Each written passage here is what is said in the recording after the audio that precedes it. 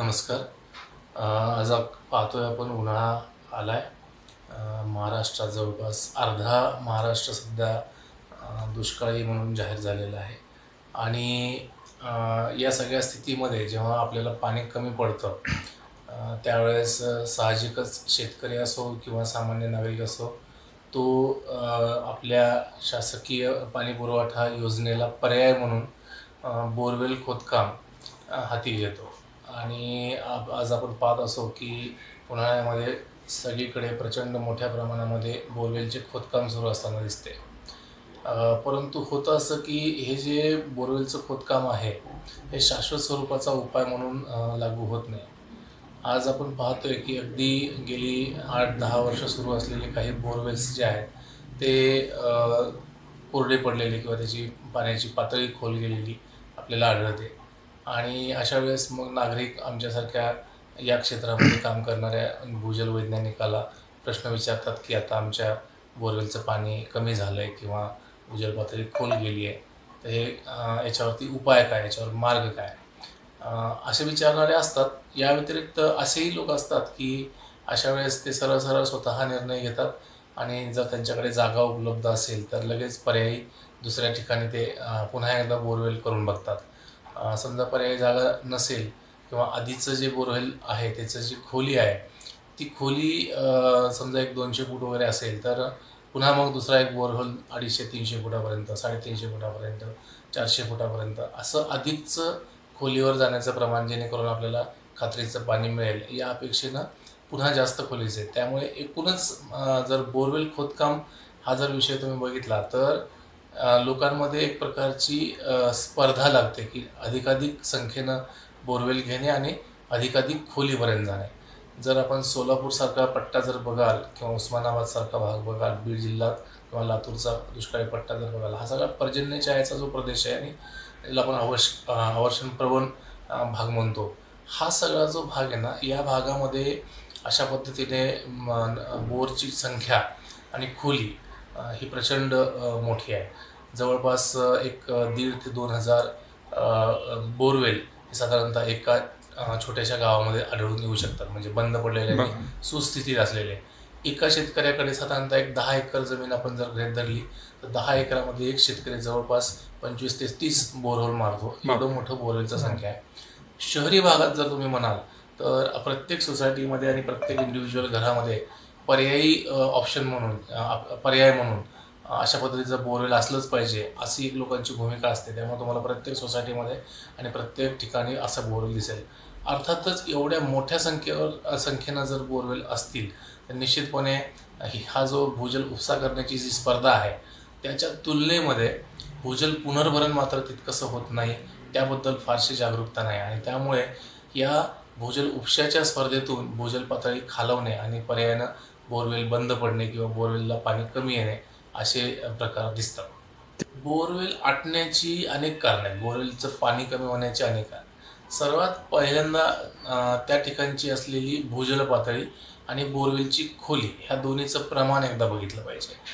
10 वर्षापूर्वी जेव्हा त्या परिसरातली भूजल पातळी ही सुस्थितीत होती, म्हणजे साधारणतः 5 मीटरपेक्षा शॅलो होती किंवा उथळ होती, त्यावेळेस एक 100 फूट खोल असलेलं बोरवेल देखील बऱ्यापैकी पाणी देत असे. परंतु या स्पर्धेमध्ये जेव्हा भूजल पातळी खोल जाते, तेव्हा 100 फूट खोलीचं बोरवेल तुम्हाला तितकंसं पाणी देऊ शकणार नाही. पहिलं कारण बोरवेल आटण्याचं हे आहे की भूजल पातळी खालवणे. यामुळे अशा पद्धतीनं बोरवेलचं पाणी कमी होऊ शकतं.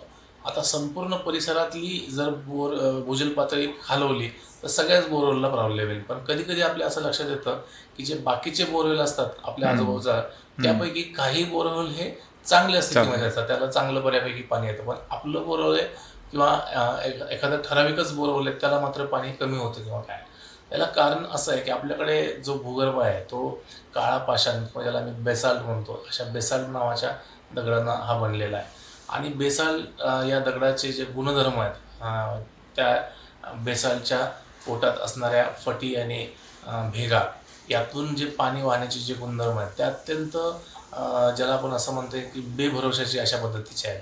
आम्ही इंग्लिशमध्ये त्याला हेटेरोजिनिटी असा शब्द वापरतो. हेटेरोजिनिटी म्हणजे अतिशय वैविध्य असलेले. त्यामुळे एकच एक गुणधर्म एका बोरहोलला जर आपण लावला तर तोच गुण जो आहे तो मी तुमच्या शेजारच्या बोरहोलला लावू शकत नाही. आता ह्याचा अभ्यास करण्यासाठी म्हणून आपण वॉटरशेडचे काही गुणधर्म असतात ते लक्षात ठेवले पाहिजे.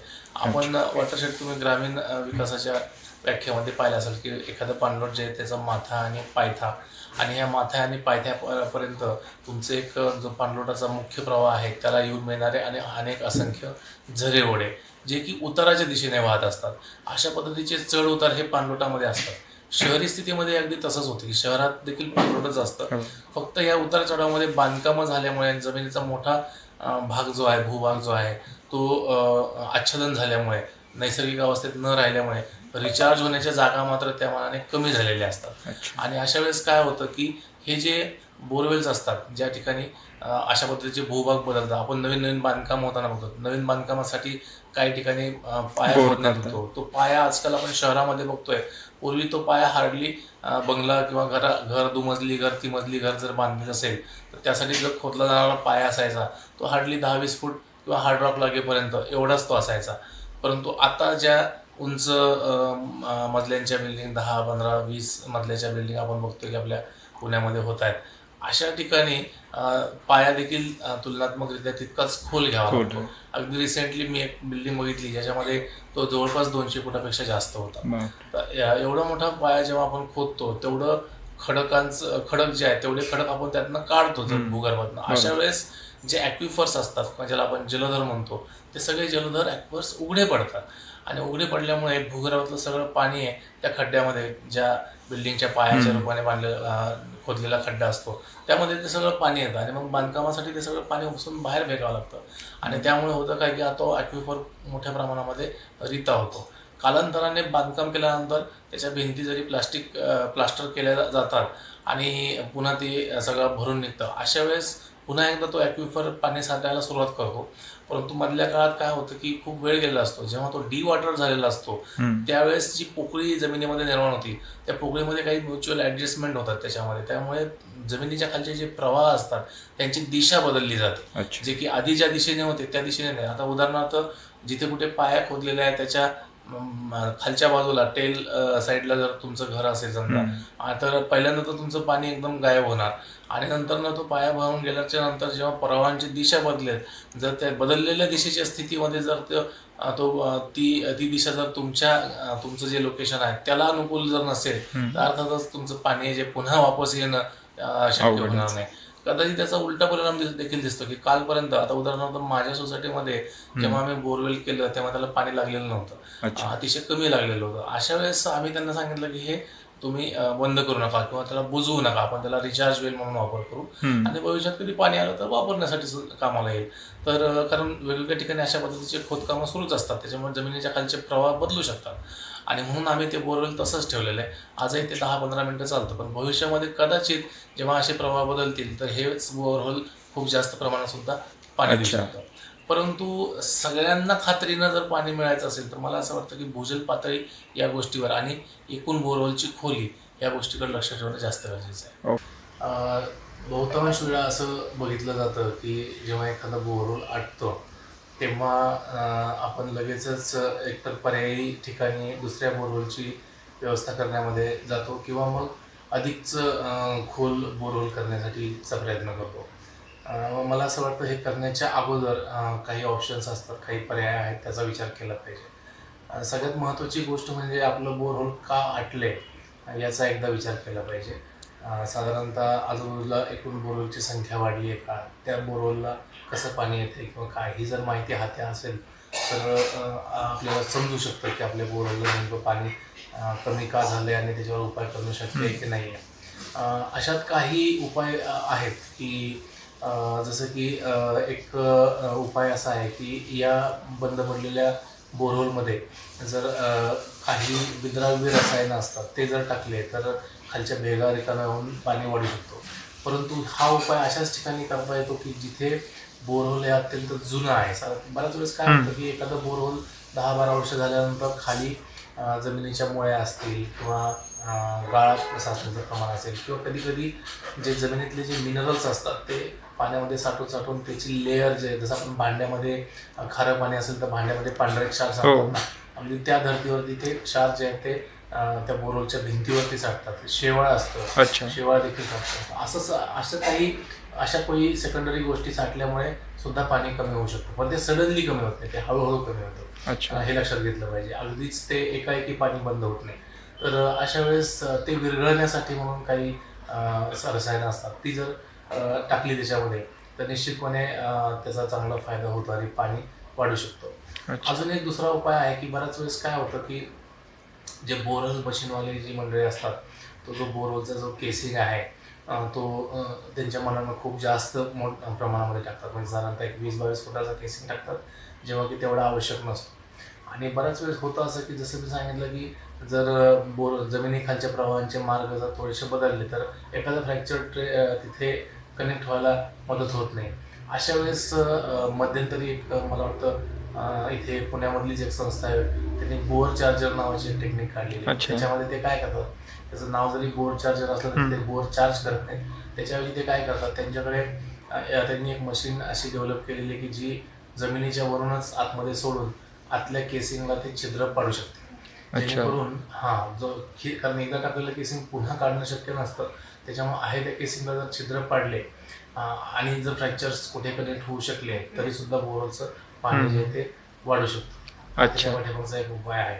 तर अशा उपायांनी आपण आटलेलं पाणी जे आहे ते पुन्हा सुरू करण्यासाठी निश्चितच प्रयत्न करू शकतो.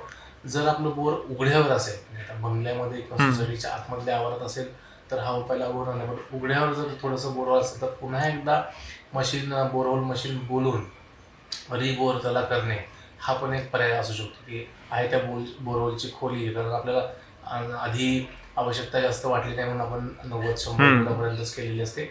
आता ती जर पुन्हा 200-250 फुटापर्यंत जर आपल्याला करायची असेल तर रिबोर टेक्निक ज्याला म्हणतो, अशा पद्धतीनं पुन्हा आपण करू शकतो. आता आधीचं तुमचे 100 फूट असल्यामुळे पुढचे 100 फूट करायला कमी वेळ आणि कदाचित कमी पैसा लागू शकतो. बऱ्याच वेळेस रिबोर शक्य नसेल तर मग त्याच ठिकाणी, कारण आपल्याला माहिती आहे तिथं पाणी मिळालं होतं, म्हणून त्याच ठिकाणी दुसरं बोरवेल सुद्धा करता येऊ शकतो. त्याच्यामध्ये मार्ग आहे. परंतु हे करत असताना आपण आपल्या परिसरातली एकूण पाण्याची पातळी ह्याचा पण विचार केला पाहिजे.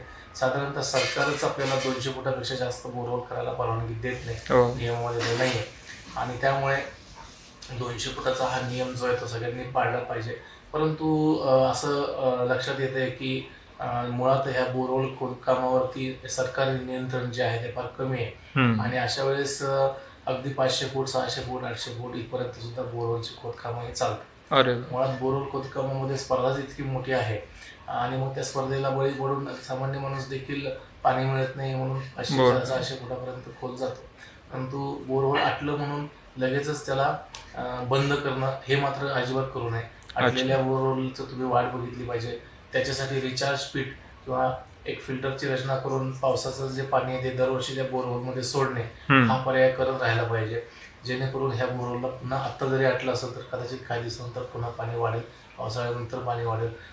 बोर हे कधीच वाया गेलं, आता आटलं म्हणून त्याला बुजवून टाकणं हा पर्याय कधीच नसतो. मुळात बोरहोल हा शाश्वत पर्याय जरी कधी नसला तरी सुद्धा तो एक उपयुक्त पर्याय आहे आणि त्यामुळे त्याचा उपयोग जो आहे तो आपल्याला बदलत्या स्थितीप्रमाणे करून घेता आला पाहिजे.